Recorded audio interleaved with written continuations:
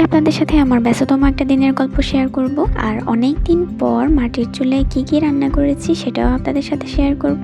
আরও শেয়ার করব, সবসময় তো ভিডিওতে পারফেকশন দেখায়, আজকে একটু স্পয়লারও দেখাবো। তো যাই হোক, চলেন ভিডিওটা শুরু করি। কে কোথায় কেমন আছেন অবশ্যই জানাবেন। আসসালামু আলাইকুম, আমরাও ভালো আছি আলহামদুলিল্লাহ। তাই ভিডিওটা কিন্তু একদম সকাল থেকেই শুরু করেছি। প্রথমেই আমি নাস্তা করে নিচ্ছি। এখানে আলুর দম হচ্ছে গতকাল আম্মু বানিয়েছিল বিকালে খাওয়ার জন্য, কিন্তু বিকালে নাশোয়ার বাবা সিঙ্গারা নিয়ে এসেছিল, তাই আমাদের আর এটা খাওয়া হয়নি। তাই এখন আমরা নাস্তার সাথে এটা খুব ভালোভাবে এনজয় করতে পারছি। তা আমি সবসময় এই বাইরের জায়গাটাতে বসেই নাস্তা করি। আমার কাছে এখানে বসে নাস্তা করতে খুবই ভালো লাগে। বাইরের সুন্দর ভিউ দেখা যায় আর গরম গরম নাস্তার মজাও নেওয়া যায়। তো যাই হোক, সকালের নাস্তা আমি শেষ করে নিচ্ছি। নাস্তা শেষ করতে করতে চাও চুলায় বসে আসছি আর আমার চা হয়ে গেছে। আমি এখন বাইরে বসে বসে চাটা গরম গরম খেয়ে নিলাম। আর আজকে কিন্তু খুবই ঠান্ডা ছিল। আজকে সূর্য মামার দেখা খুব একটা মেলেনি, একদম বিকালের দিকে দেখা গিয়েছে। তো এরপরে আমি কাটাকুটি করে নিলাম। কাটাকুটি করে রান্নাঘরে এসেছি আর আম্মু এর মধ্যে কিন্তু চুলা জ্বালিয়ে চলে গেছেন অন্য কাজে। একটু বাইরের ওয়েদার দেখাচ্ছিলাম। আজকের ওয়েদার খুবই ঠান্ডা ঠান্ডা ছিল। চুলার পাশে বসে থাকার কারণে একটু গরম লাগছিল, মানে খুব একটা শীত লাগেনি।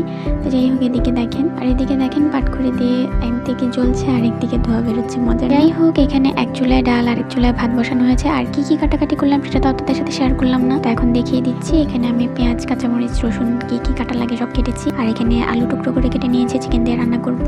আর একটু নাশোয়ার জন্য খিচুড়ি রান্না করব, তাই ওর জন্য চাল, ডাল, সবজি কি কি কাটা লাগে সব কেটে ধুয়ে নিয়েছি। এরপরে এখানে হচ্ছে আমার ডালটা হয়ে গেছে সেদ্ধ, আমি একটু ঘুটে নিয়েছি। এরপরে বাগারও দিয়ে দিচ্ছি সুন্দর করে আর দিয়ে দেবো ধনেপাতা। দেখেন আমার ডাল কিন্তু সুন্দর দেখা যাচ্ছে খুব। এরপরে আমি চিকেনটা বসিয়ে দেবো। চিকেনটা প্রথমে একটু ভেজে নিচ্ছি। কোনো সময় বাসায় যদি থাকতাম তাহলে কষিয়েই রান্না করে ফেলতাম, তো এখানে তো একটু ঢং করতে হবে না, তাই একটু ঢং করার জন্য ভেজে নিচ্ছি। যাই হোক, মজা করলাম। এখানে নাশোয়ার খিচুড়িও কিন্তু বসিয়ে দিয়েছি। এরপরে চিকেনে যে আলুগুলো দেবো সেগুলো আমি একটু ভেজে নিচ্ছি। একটা চুলাতে যেভাবেই আপনি রান্না করেন সেভাবেই মজা। এরপরে মশলাপাতি সব কষিয়ে নিচ্ছি। এখানে প্রথমে গরম মশলা ভেজে নিচ্ছি। এরপরে কিছু টমেটো পেয়েছিলাম সেগুলোকে ছেড়ে দিয়েছি। এরপরে এগুলো কিছুক্ষণ ভেজে নেওয়ার পরে এখানে আদা রসুন বাটা আর সামনে যা যা মশলা পেয়েছি মনের মাধুরী মিশিয়ে দিয়েছি। এরপরে এখন পানি দিয়ে এটাকে ভালো করে কষিয়ে নেব।